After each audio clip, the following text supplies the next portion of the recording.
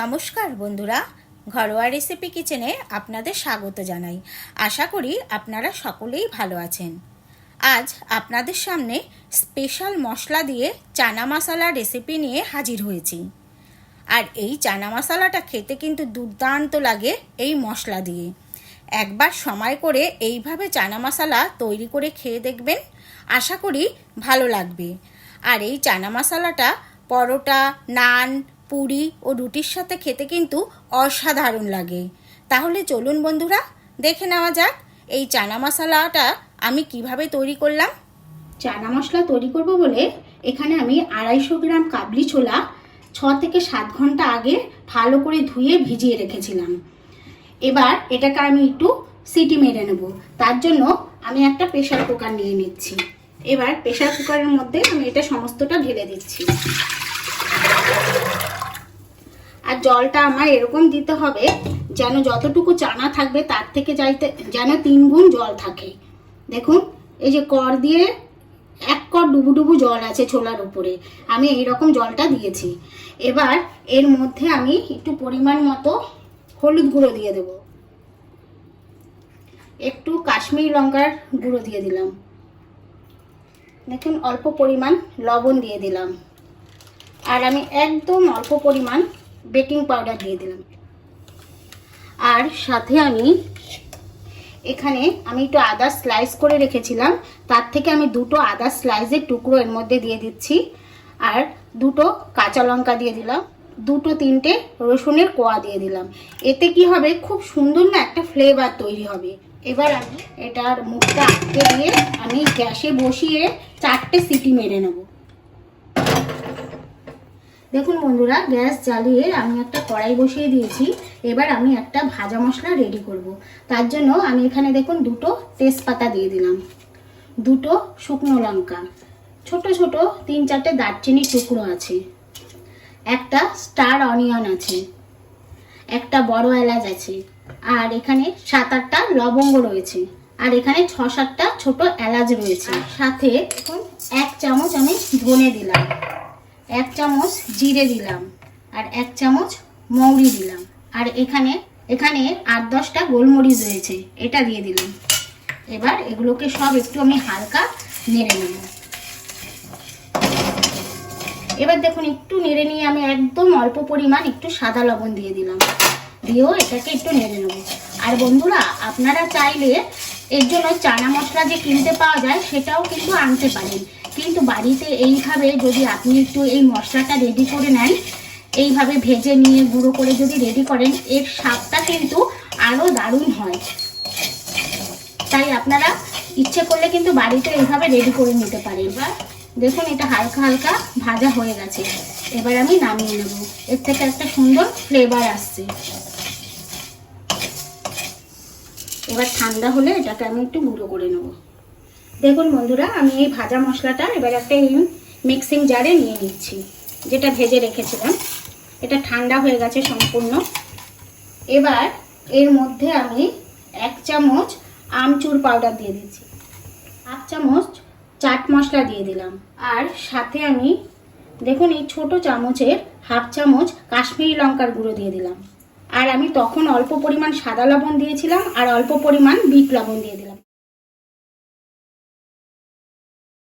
এবার আমি এটাকে একদম একসাথে গুঁড়ো করে নেব। আর দেখুন বন্ধুরা, এখানে আমি 3টে পেঁয়াজ এমনি এরকম রাফলি কেটে রেখেছি, এরকম মোটা মোটা করে।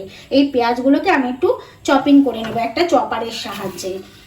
পেঁয়াজের সাথে আমি লঙ্কাটা একসাথে করে নেব, আর আদা রসুনটা আলাদাভাবে করে নেব। আর আজকে কিন্তু আমি এগুলো সব একটু চপার দিয়েই চপিং করে নেব। এবার আমি চপারটাকে আটকে দিচ্ছি।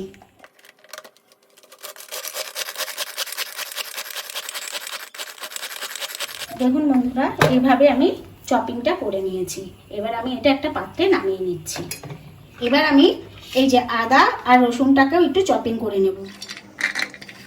আমি এখানে 4-5টা আদার এরকম স্লাইসের টুকরো দিয়েছি।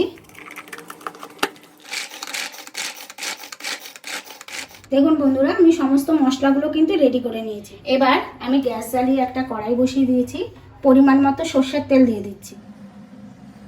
দেখুন বন্ধুরা, তেলটা ভালোভাবে গরম হয়ে গেছে। এবার আমি একটা তেজপাতা, দুটো শুকনো লঙ্কা, দুটো ছোট্ট একদম দারচিনির টুকরো, দুটো এলাচ আর 3-4টে লবঙ্গ দিয়ে দিলাম। সাথে আমি হাফ চামচ মতো আজওয়ান হাতে এইভাবে প্রেস করে তারপর দিয়ে দিচ্ছি।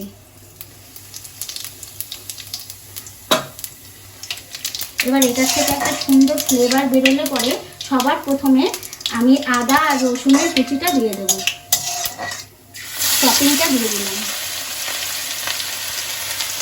এটা দিয়ে একটুখানি সময় নেড়ে নিয়ে তারপর আমি পেঁয়াজের চপিংটা দিয়ে দেবো।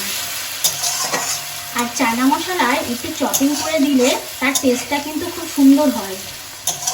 দেখুন বন্ধুরা, রসুন আর আদাটা দিয়ে আমি কিন্তু এই রকম দেখুন একটু লাল লাল ভাবে ভেজে নিয়েছি।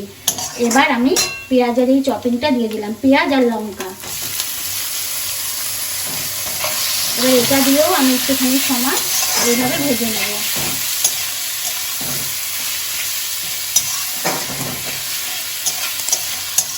দেখুন বন্ধুরা, আমি 4টে সিটি দিয়ে কিন্তু ছোলাটাকে রেখে দিয়েছিলাম। এবার আমি খুলে দেখে নিচ্ছি।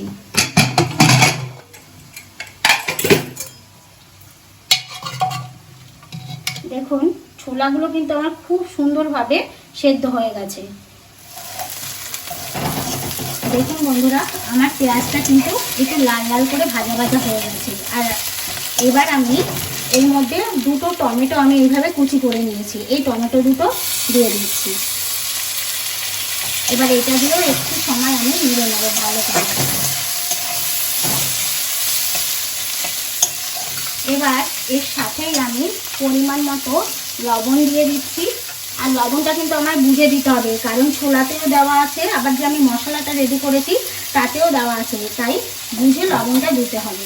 সাথে আমি দেখুন হাফ চামচ ধনে গুঁড়ো দিয়ে দিলাম, ছোটো চামচের হাফ চামচ আমি কাশ্মীরি লঙ্কার গুঁড়ো দিয়ে দিলাম। এবার এটাকেও আমি খুব ভালো করে একটু মিশিয়ে দিলাম।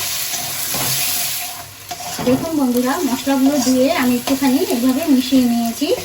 এবার আমি যে ভেজে রেখেছিলাম মশলাটা, এর থেকে আমি দেখুন এরকম 2 চামচ মশলা এখন এর মধ্যে দিয়ে দিচ্ছি। এবার এটাও খুব ভালো করে এর সাথে কষিয়ে নেব। আবার কিন্তু ভাজা মশলাটা আমার একটু লাগবে, আর সাথে একটু জল দেবো সামান্য। আমি যে ছোলাটা সেদ্ধ করেছিলাম সেই জলটাই কিন্তু এখানে দেবো, অন্য জল দেবো না।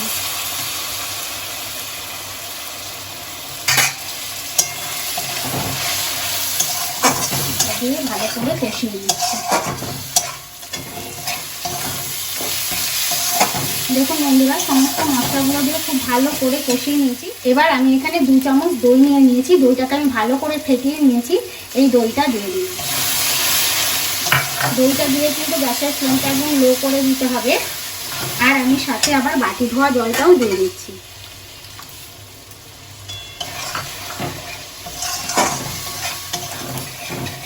এইভাবে একের পর এক মশলা দিয়ে কষিয়ে নিলে খুব সুন্দর টেস্ট হয় কিন্তু চানা মশলা। আপনারা অবশ্যই কিন্তু এইভাবে একের পর এক মশলা দিয়ে কষিয়ে নেবেন।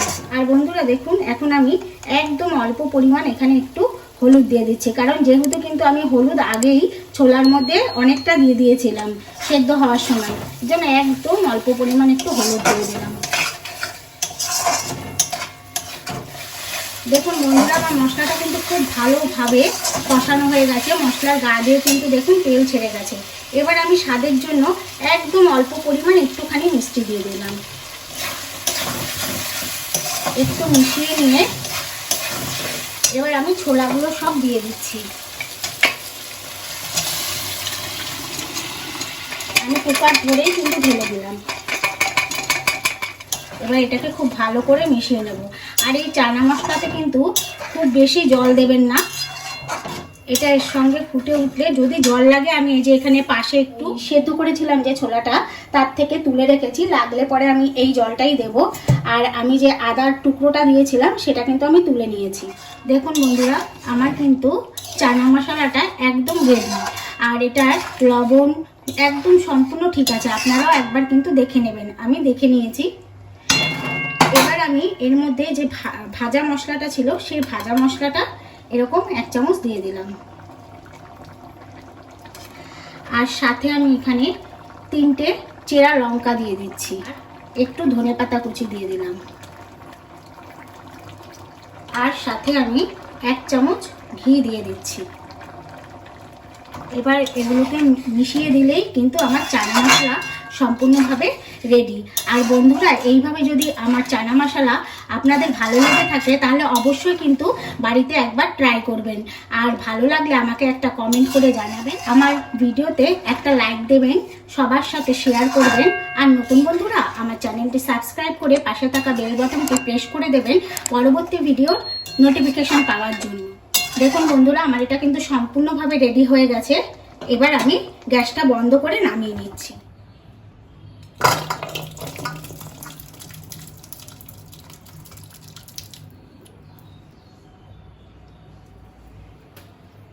আমার চানা মশলাটা পরিবেশনের জন্য রেডি।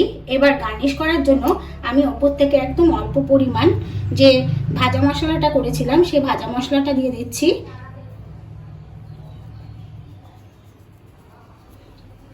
আর একটু ধনেপাতা কুচি দিয়ে দিলাম।